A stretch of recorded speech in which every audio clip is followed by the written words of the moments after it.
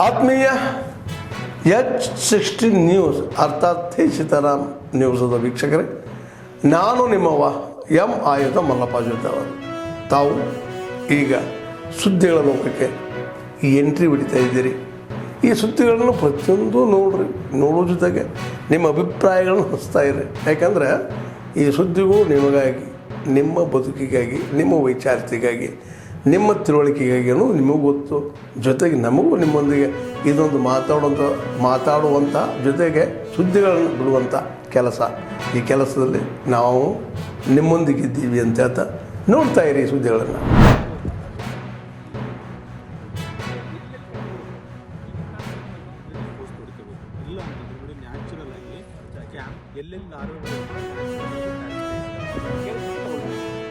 ಏನಾಗುತ್ತೆ ಅಂತ ತಗೋಬೇಕು. 1-2 ಕಟ್ ಬಂದ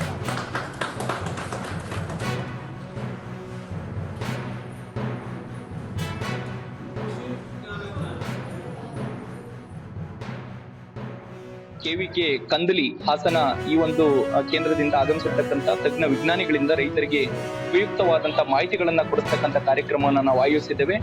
ಹೆಚ್ಚಿನ ಸಂಖ್ಯೆಯಲ್ಲಿ ಈ ಒಂದು ಗ್ರಾಮದಲ್ಲಿ ನಮಗೆ ರೈತರು ಈ ಒಂದು ಕಾರ್ಯಕ್ರಮಕ್ಕೆ ಆಗಮಿಸಿದ್ದಾರೆ.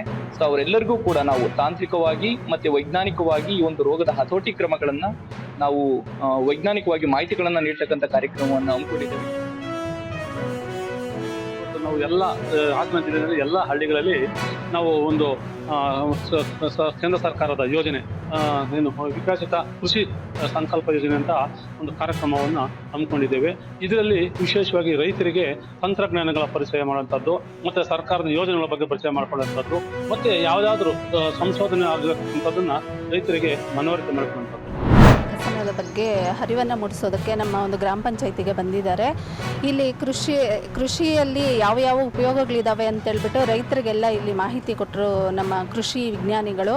ಅದೇ ರೀತಿಯಾಗಿ ರೈತರಲ್ಲಿ ಏನಾದರೂ ಬೆಳೆ ಪರಿಹಾರ ವಿಮೆ ಮತ್ತು KYC ಈ ಥರದ್ದೆಲ್ಲ ಕೆಲವೊಂದು ಉಪಯೋಗಗಳಿದ್ದಾವೆ ಅಂತೇಳ್ಬಿಟ್ಟು ರೈತರಿಗೆ ಅದರ ಬಗ್ಗೆ ಮಾಹಿತಿಯನ್ನು ಕೊಡ್ತಾರೆ.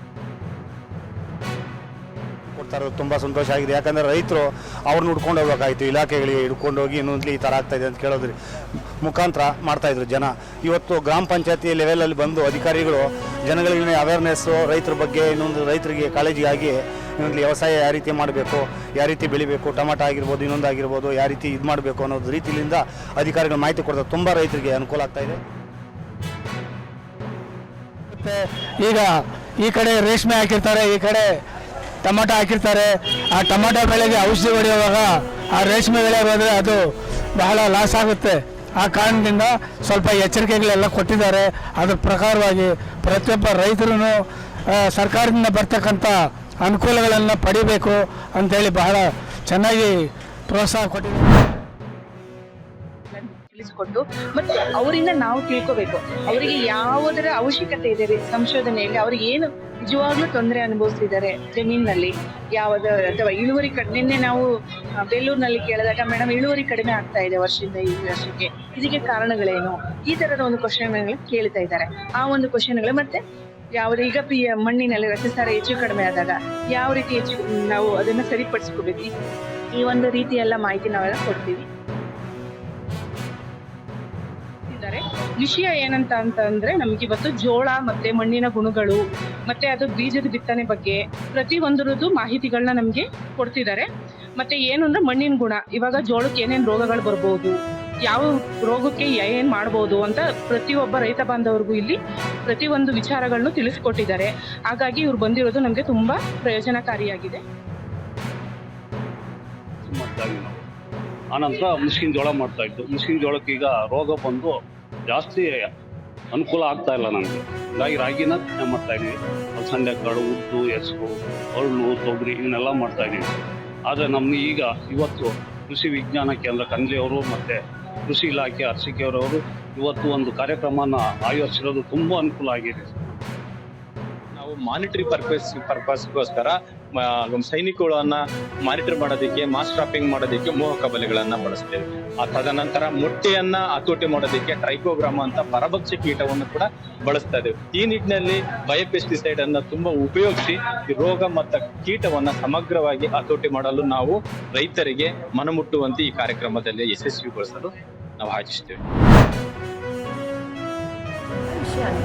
ಅದೇ ರೀತಿ ನಾವು ಮಹಾರಾಣಿ ಅಹಲ್ಯಾಬಾಯಿ ಹೋಳ್ಕರ್ ಅವರು ಮಹಾರಾಷ್ಟ್ರದಲ್ಲಿ ಹುಟ್ಟಿ ಮಧ್ಯಪ್ರದೇಶದಿಂದ ರಾಮೇಶ್ವರ ಕನ್ಯಾಕುಮಾರಿಯವರೆಗೂ ಏನು ಮೊಘಲರ ಕಾಲದಲ್ಲಿ ಯಾವ ದೇವಸ್ಥಾನಗಳನ್ನು ಅವರು ಬಂದು ಡೆಸ್ಟ್ರಾಯ್ ಮಾಡ್ತಾ ಇದ್ರು, ಡೆಮಾಲಿಷ್ ಮಾಡ್ತಾ ಇದ್ರು, ಅವುಗಳನ್ನೆಲ್ಲ ಪುನರುತ್ಥಾನ ಮಾಡಿ ಅವುಗಳನ್ನು ಜೀರ್ಣೋದ್ಧಾರ ಮಾಡಿದಂತಹ ಖ್ಯಾತಿ ಮಹಾರಾಣಿ ಅಹಲ್ಯಾಬಾಯಿ ಹೋಳ್ಕರ್ ಅವರು.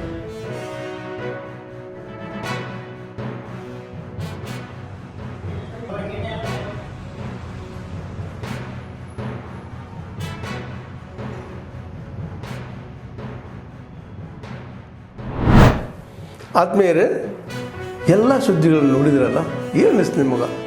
ಇದರಲ್ಲೇ ನಿಮ್ಗೆ ಲೈಕ್ ಆಗಿರ್ಬೋದು, ಡಿಸ್ಲೈಕು ಆಗಿರ್ಬೋದು, ಕಾಮೆಂಟ್ ಬೇಡಪ್ಪ ಅಂತೂ ಅನಿಸಿರ್ಬೋದು, ಕಾಮೆಂಟ್ ಮಾಡಬೇಕಪ್ಪ ಅನಿಸಿರ್ಬೋದು, ಶೇರ್ ಮಾಡಬಾರ್ದಪ್ಪ ಅನಿಸಿರ್ಬೋದು, ಅದು ಮಾಡಬೇಕು ಅನಿಸಿರ್ಬೋದು. ಏನಾದರೂ ಆಗಲಿ ಶೇರ್ ಮಾಡ್ತಾಯಿರಿ, ಈ ನ್ಯೂಸ್ಗಳನ್ನ ಹಂಚ್ತಾ ಇರಿ, ಜೊತೆಗೆ ಇದಕ್ಕೆ ಸಬ್ಸ್ಕ್ರೈಬ್ ಆಗ್ತಾಯಿರಿ ಅಂತ ಹೇಳ್ತಾ H16 ನ್ಯೂಸ್ ಅರ್ಥಾತ್ ಹೇ ಸೀತಾರಾಮ್, ಇದು ಸತ್ಯದ ಕೈಗೆ ನಡಿ. ವಂದನೆಗಳು.